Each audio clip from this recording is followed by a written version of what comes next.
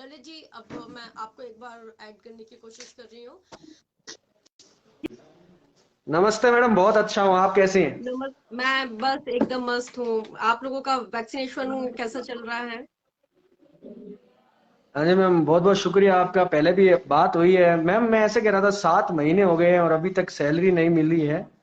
और हम्म। एक तो इन्होंने मिनिमम सैलरी रख रखी है 7,900। ऊपर हम्म। से सैलरी भी नहीं मिली है। 7 महीने हो गए हम्म। हैं। दीपावली भी चली गई, नया साल भी चला गया। ठीक है, अभी तक सैलरी नहीं मिली है। यूं तो हेल्थ के नाम पर ये 16,16 हजार करोड़ का, 12,000 का बजट जो है वो हम्म। सेंट्रल गवर्नमेंट से राजस्थान गवर्नमेंट को मिला। और 9,000 करोड़ का बजट जो है वो स्टेट हम्म। गवर्नमेंट ने दिया मेडिकल डिपार्टमेंट को।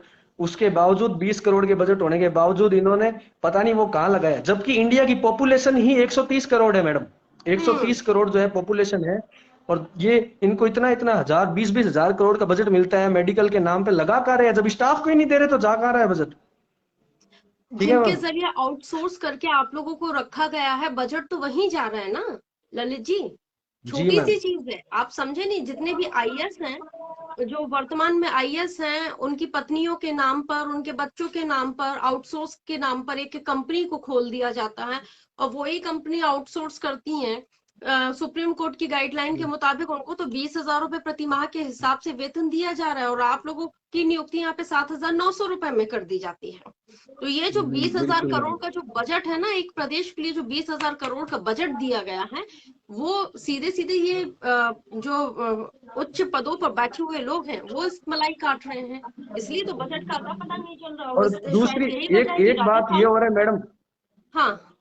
एक बात ये हो रहा है मैडम, मैं ये कह रहा था, जैसे 108 कर्मचारी जो है वो स्वास्थ्य हम्म। मंत्री के पास जब गए थे कि हम्म। हमारी सैलरी बढ़ाओ, तो उन्होंने वीडियो भी है उसका, उन्होंने वीडियो भी बनाया।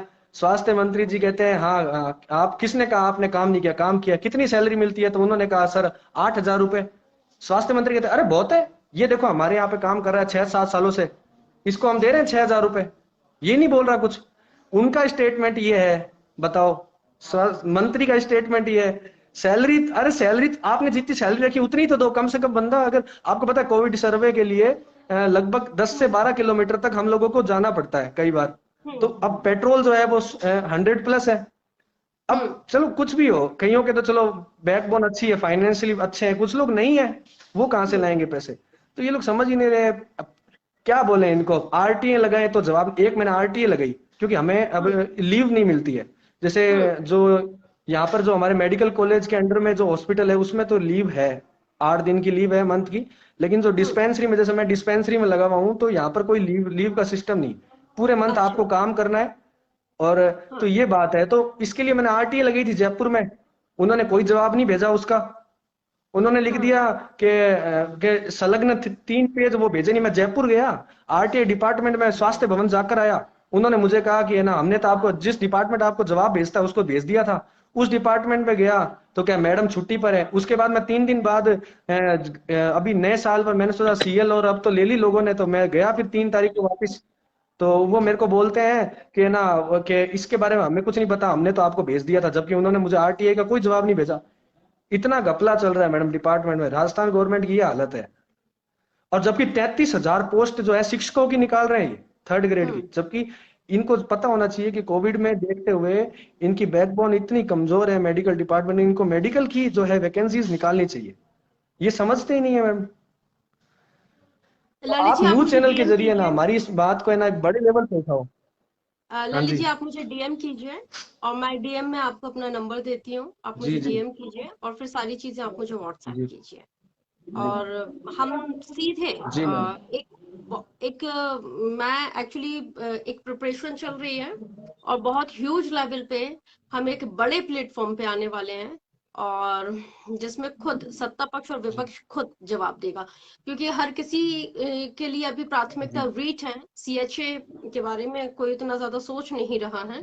और मुझे लगता है कि सीएचए फैमिली के साथ टेक्निकल हेल्पर भी हैं, उनके बारे में भी सरकार को सोचना चाहिए। क्योंकि बड़े पदों के लिए बड़े पदों पे जो लोग आसीन हैं उनके बारे में तो हर कोई सोच रहा है, लेकिन जो छोटी छोटी चीजों जो रोज कुआं खोदते रोज पानी पी रहे हैं ना, इनके बारे में सरकार का और न ही हुक्मरानों का ध्यान है। तो हमें उनके बारे में भी सोचना है। आप मुझे डीएम कीजिए, मैं आपको डीएम में अपना नंबर देती हूँ, फिर आप मुझे जी सारी चीजें व्हाट्सएप कीजिए। हम इस मुद्दे को भी उठाएंगे कि आखिर बड़ा सवाल यह है कि आपके पास ऐसी क्या ऐसा रीजन है जिसकी वजह से आप जवाब भी नहीं दे रहे हैं, और क्यों मतलब इतनी लाल फीताशाही इतनी हावी क्यों है कि आप जवाब देने से कतरा रहे हैं। तो जब बजट है, सारी जी चीजें जी हैं, जी बहुत इंपॉर्टेंट है। तो मैं और लोगों को भी ऐड कर लेती हूँ, मैं आप मुझे डीएम कीजिएगा। Thank you. तो जी ललित जी, थैंक यू जिस मैम। तरह से जिक्र कर रहे हैं, देखिए